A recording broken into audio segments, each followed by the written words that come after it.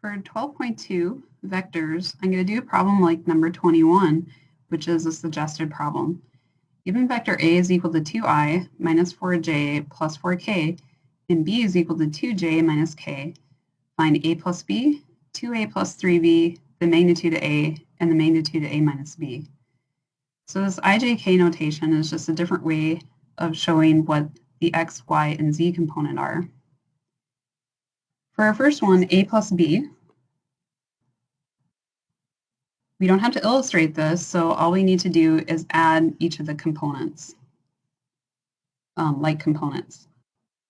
So for the I components or the x components, we got 2 for A. We don't have anything for B, or it's 0.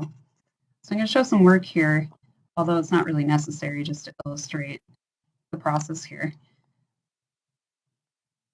Next thing, we have negative 4j, which we'll want to write this as plus initially, and the j unit for B we have is 2.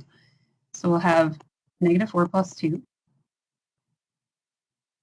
And then for our k component, we have 4 minus 1. And so just doing this will be our result. So what we're going to have is 2i minus 2j and plus 3k.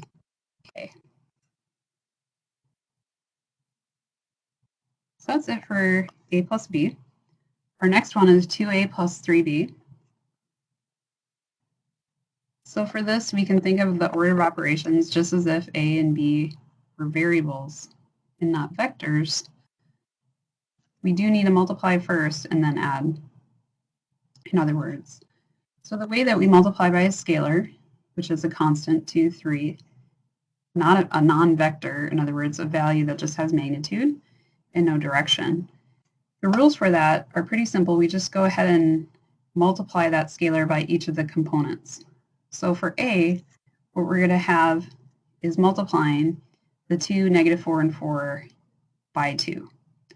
So what we'll have from doing that, I'll just write that, is going to be 4i minus 8j plus 8k.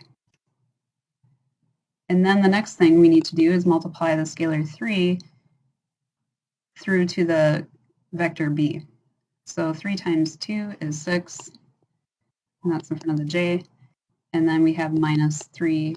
So we can go ahead and probably need some fancy brackets around that, but just go ahead and do it.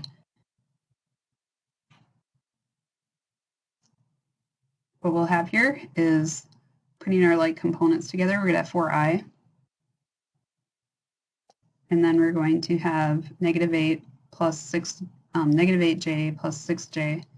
So what we'll have there is minus 2j.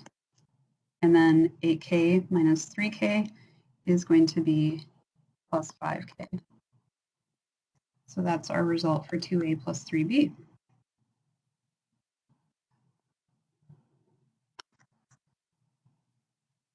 Our next task is to find the magnitude of A. So we have a little formula for that magnitude of A, which can also be another notation for that, just as an aside.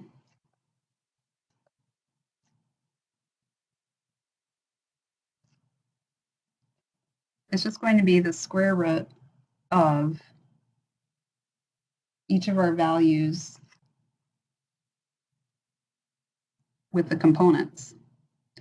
So that would be our a sub 1 squared plus a sub 2 squared plus a sub 3 squared.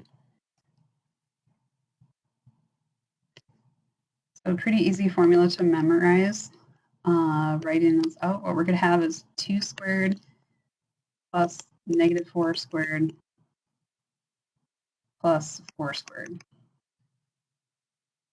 So that a sub 1, a sub 2, a sub 3 are referring to the coefficients. So continuing with this calculation, we get 4 plus 16 plus 16 we end up with a perfect square of 36, which makes this easy, and we just get 6 for our result. So the magnitude of A is equal to 6. Okay, for our last one here, we have A minus B, the magnitude of that. So it's like the magnitude of the displacement. Kind of like an order of operations, we want to do the A minus B first, then do the magnitude. So next thing, I'm just going to write out what A is. I guess I'll be a little bit more legit here and put parentheses. Not really needed, but that's kind of standard to write that one. You have one vector plus or minus another, so on and so forth. So 2i is 4j plus 4k. That's what we had. This is just plain old vector A. And then we're going to subtract our 2j minus k, which is vector B. So parentheses are actually needed with that negative for the second step. But anywho, we'll distribute the negative here and then combine what we can think of as sort of like terms that are like components. And what we'll get here is just 2i, because there is no I component here. And then we get minus 6j. And then we'll get plus 5k. So those symbols that look like absolute value are denoting magnitude. So don't forget that. We are in vector land. Oops, not magnite. Oops, okay, magnet.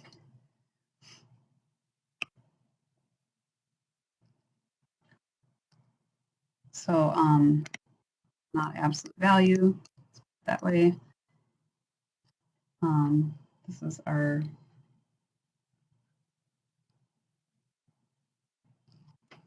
magnitude.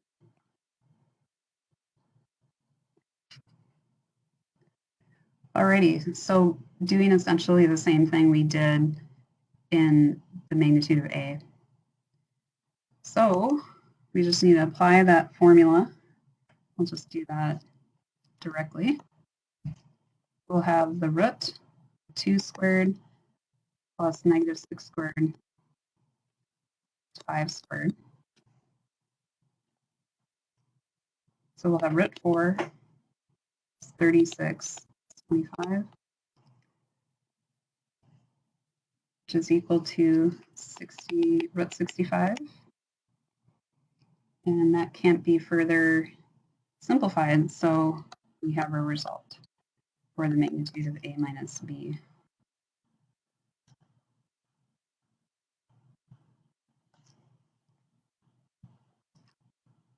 And that's it.